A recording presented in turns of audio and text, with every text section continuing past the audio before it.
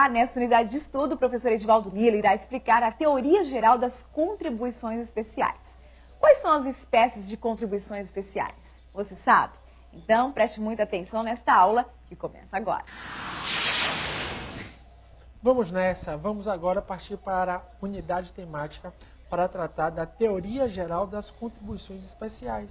Você viu comigo no início do nosso curso que hoje contribuições especiais são divididas em diversas espécies conforme a classificação de cada autor. A principal classificação para o mundo dos concursos públicos divide em contribuição social, contribuição de intervenção no domínio econômico, contribuições corporativas e contribuição de iluminação pública, no que tange às contribuições especiais, que são diferentes da contribuição de melhoria. Então vamos iniciar o estudo dessa matéria partindo da sua regra matriz, partindo do artigo 149 da Constituição. E também vamos agora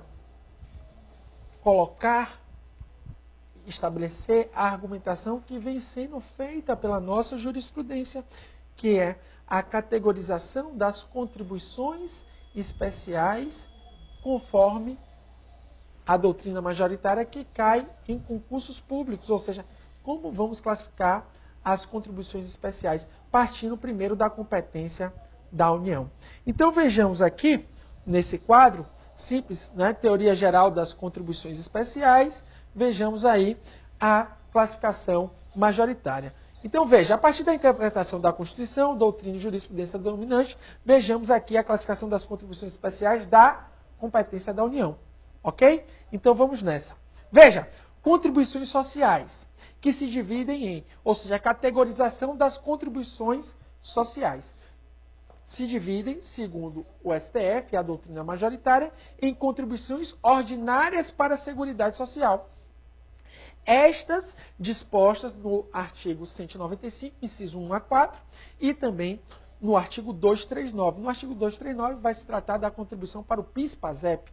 No artigo 195, inciso 1, a contribuição previdenciária do empregador, da empresa ou entidade a ele equiparada, vai trazer aí também a contribuição sobre a receita ou faturamento, a COFINS, vai trazer a contribuição sobre o lucro líquido, vai trazer também a contribuição sobre os concursos de prognóstico, que são os jogos de azar, por exemplo, Loto, Mega Sena, que são aí feitos pela Caixa Econômica, ali se paga uma contribuição, vai também estabelecer aqui, nesse ponto, como ordinária, a contribuição sobre importação, que veio com a emenda constitucional 42 de 2003, que incide sobre produtos ou serviços vindo do exterior, que aí teve base para se instituir a COFINS importação e a contribuição para o PIS/PASEP importação.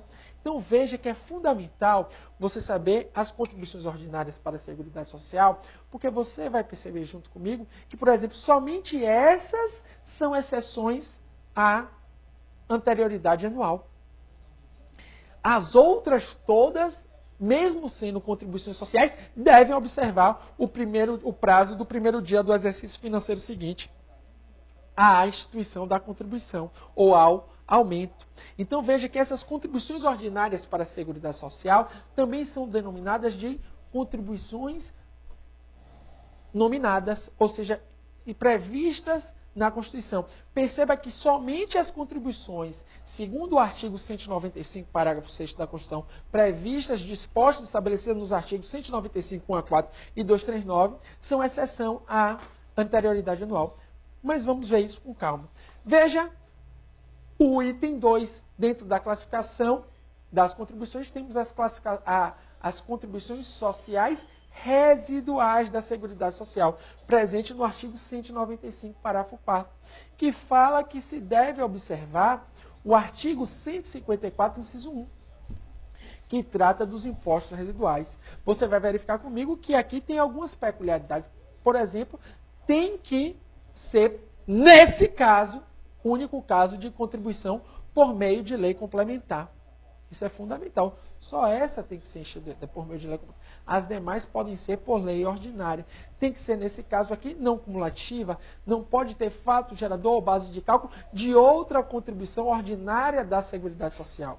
Veja que a interpretação do STF é que não pode ter fato gerador ou base de cálculo de outra contribuição ordinária da Seguridade Social. Isso é, no caso da contribuição residual, pode sim ter fato gerador ou base de cálculo de imposto, desde que esse imposto não tenha mesmo fato gerador ou base de cálculo de uma contribuição já pré-estabelecida ordinária.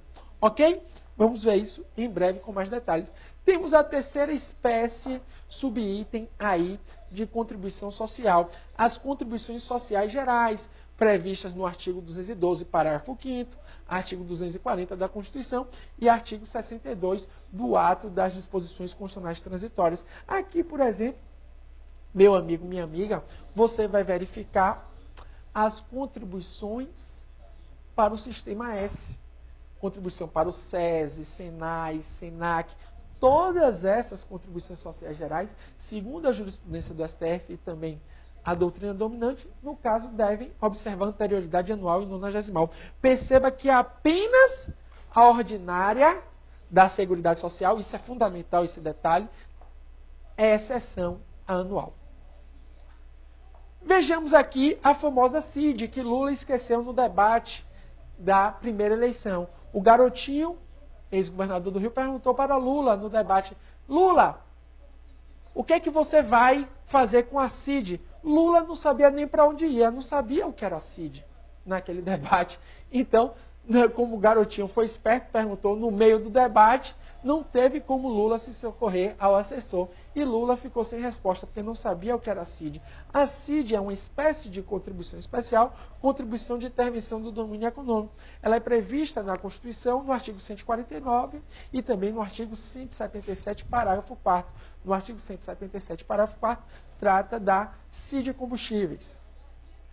E veja, por fim, a famosa contribuição de interesses de categorias profissionais ou econômicas, também denominadas de contribuições corporativas. Aqui, como nós já falamos, abrange as contribuições das entidades autárquicas que fiscalizam as profissões, exceto no caso da OAB, e também abrange a contribuição sindical, prevista no artigo 8º, inciso 4º.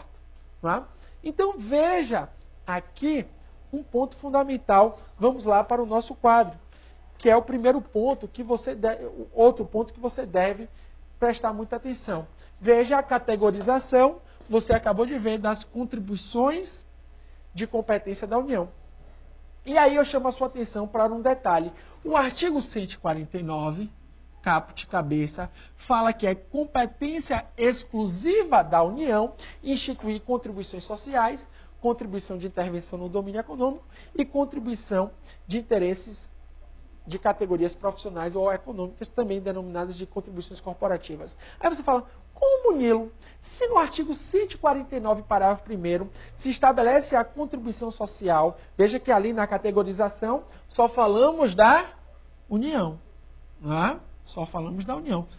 Mas você vai estudar aqui comigo com detalhes que existe uma contribuição social também pertencente aos estados e também pertencente aos municípios, que é a denominada contribuição previdenciária do servidor público de carreira, que tem base no artigo 149, parágrafo 1º, e também tem base no artigo 40, parágrafo 18 do texto constitucional. Artigo 40, parágrafo 18, fala lá também da contribuição previdenciária do servidor público de carreira, no que tange a contribuição que se deve pagar também os aposentados e pensionistas do regime do servidor público de carreira, ou seja, o servidor público estatutário, aquele que passou em concurso público pós-88. Então perceba que a interpretação que você deve fazer, o primeiro ponto que você deve perceber é que se cobra demais em concurso público o artigo 149 na sua literalidade. Se aparecer na sua prova, compete exclusivamente à União cobrar contribuições sociais, CID e contribuições de interesse de categoria profissionais ou econômica, você marca verdadeiro. Aí você sempre dá medo, o aluno sempre me pergunta isso no Facebook. Mas, Nilo, o Estado e o município também não têm competência para a contribuição social, que é a contribuição previdenciária do servidor público, o artigo 149, parágrafo 1º não fala nisso, mas você tem que interpretar para concurso público, que na verdade aqui estamos falando de competência exclusiva para as 3 categorias. Ou seja, somente a União tem competência para social e CID e contribuição de interesse de categoria profissional econômica. Por exemplo, o Estado e o município e o Distrito Federal não têm competência para CID, não tem competência para contribuição corporativa. Ele só tem competência para contribuição social. Então, essa exclusividade você tem que interpretar para fins de concurso público, né? Você tem que se adaptar ao mundo dos concursos públicos, né? Se moldar a este mundo. Então, você vai interpretar a exclusividade no sentido dos 3 tipos de contribuições previstas no artigo 149 da Constituição. Pessoal, é muito importante o que eu vou falar agora. O seguinte, o artigo 149 fala que quando a União, que tem competência exclusiva para contribuição social, CID e contribuição corporativa, cria essas contribuições, ela deve observar as normas gerais de direito tributário.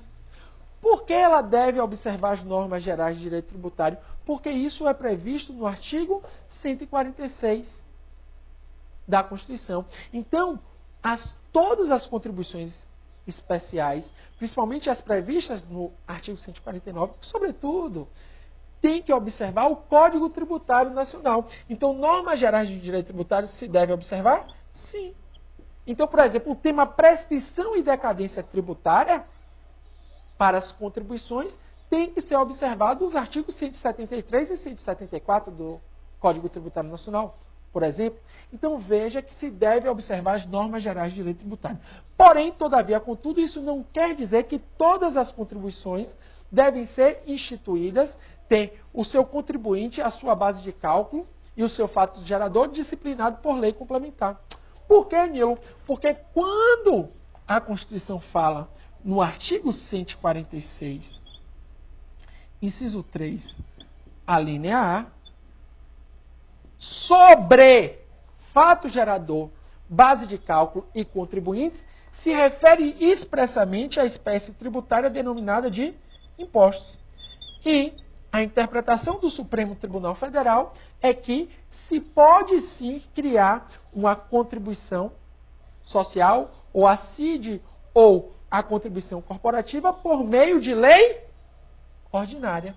Isso quer dizer, a criação pode ser por meio de lei ordinária, sim, porque aquela regrinha do artigo 146, inciso 3, a linha A, da Constituição Federal de 88, é para os impostos, expressa a interpretação feita essa. Por exemplo, foi criado a COFINS no ano de 91, pela Lei Complementar 70, mas em 98 ela pode ser alterada, modificada por lei ordinária. Por quê? Porque essa lei complementar 70 de 91, que instituiu a contribuição sobre o faturamento, no caso sobre a receita ou faturamento, 70 de 91, ela era formalmente complementar, mas materialmente ordinária.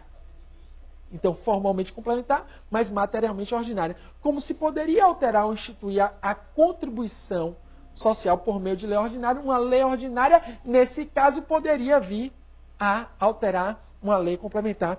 Nos vemos daqui a pouco com mais detalhes. Um abraço. Mas este conteúdo ainda não acabou, por isso continue acompanhando as explicações do professor Edivaldo Nilo para fixar bem a matéria. Até a próxima!